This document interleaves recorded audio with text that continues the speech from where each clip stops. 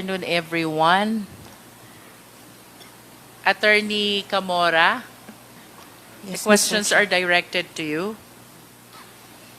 Before I proceed to the questions, I just want to have a clarification first about the confidential fund that were given to the OVP.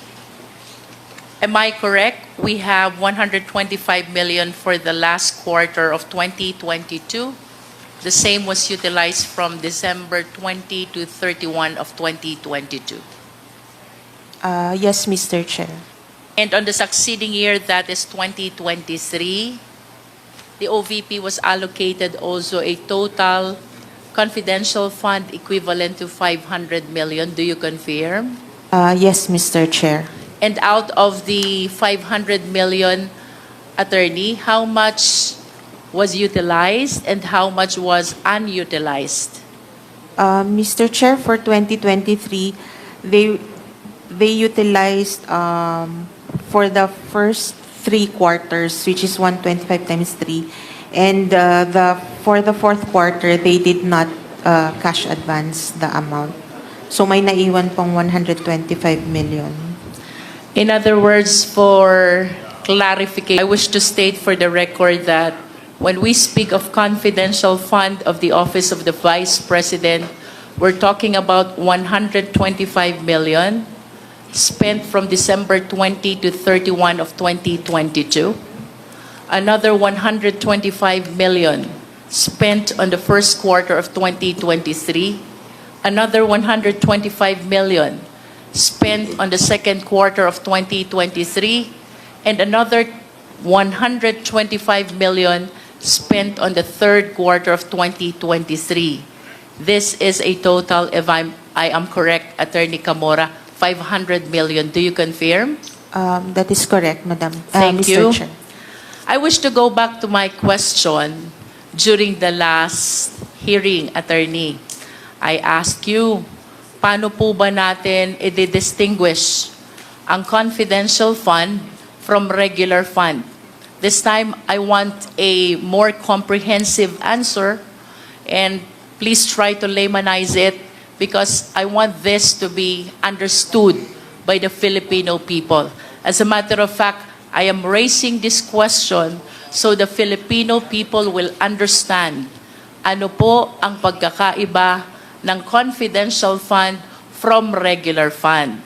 Let us discuss first about the purpose. Yes, Mr. Chair. Ang purpose po ng confidential and intelligence funds are for confidential and or intelligence activities.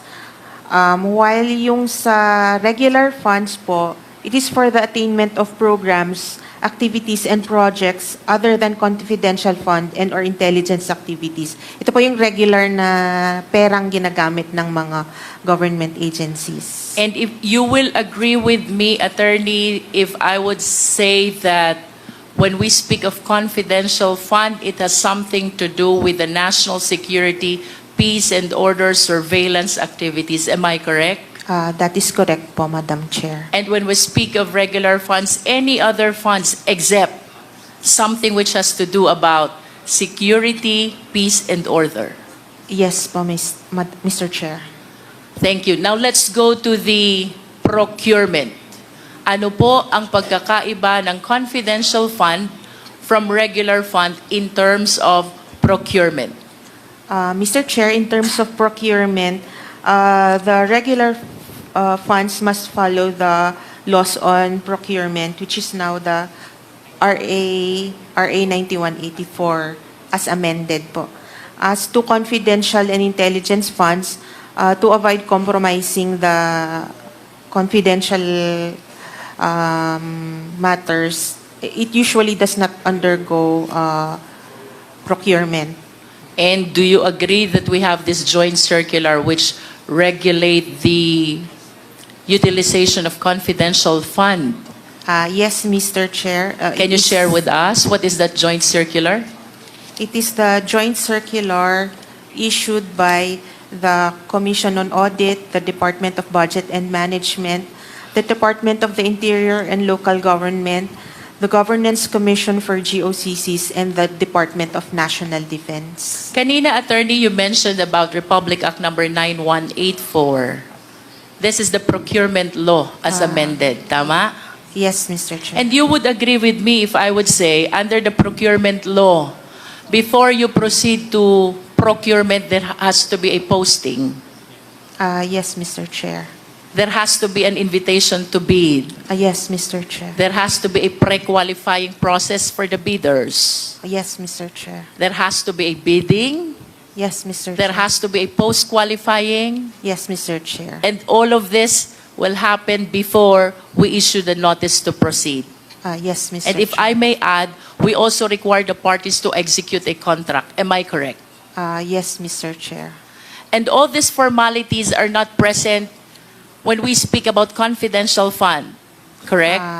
Yes, Mr. Chair. That is for the reason that we wish to protect matters concerning national security, peace and order, and surveillance. Tama Yes. po ba? Yes, Mr. Chair. Okay. Now we proceed to number 3, about liquidation. Ano pong pagkakaiba ng confidential fund from regular fund? Liquidation po for confidential intelligence funds is provided under the Joint Circular 2015-01. For regular funds, it is COA Circular number 97-002. Can we laymanize it, Attorney Camora? Kapag po ba tayo'y magli-liquidate ng confidential fund, anong dokumento ang nire-require natin from the agency? The requirements are all indicated po sa, na-mention po kanina, 4.8 of the Joint Circular. In substance, would you agree with me that what we are requiring if it is a confidential fund, one is financial plan, is that correct? Yes, Mr. Chair. 2 is the accomplishment report, is that correct? Yes, Mr. Chair. And 3 is the certification of the head of the agency. Is that yes, correct? Yes, Mr. Chair. Whereas when we speak about the liquidation of regular fund, what requirements do we ask from the agency?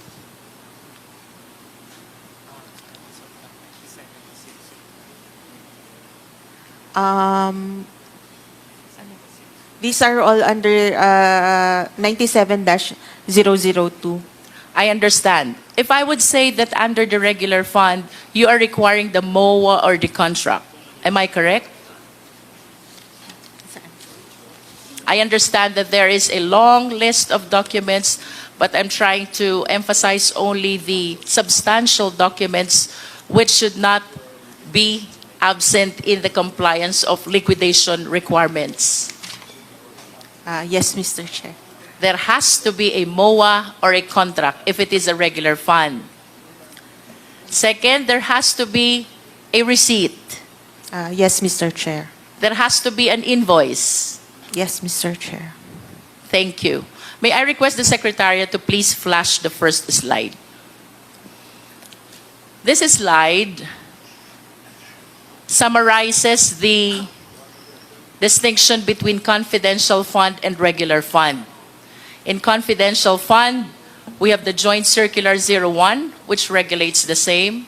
For regular fund, we have the procurement law, otherwise known as RA 9184 as amended. As to purpose, confidential fund is for the purpose of peace and order and surveillance activities to promote national interest. Regular fund are other purposes other than those mentioned in the confidential fund. For procurement, there has to be posting and bidding, requirements which are not necessary for confidential fund. And for liquidation, in confidential fund, it is enough that there is a financial plan, an accomplishment report, and a certification of the head of agency. Whereas in regular fund, there has to be a receipt, an invoice, a copy of the MOA, a copy of the contract. Do you agree, Attorney?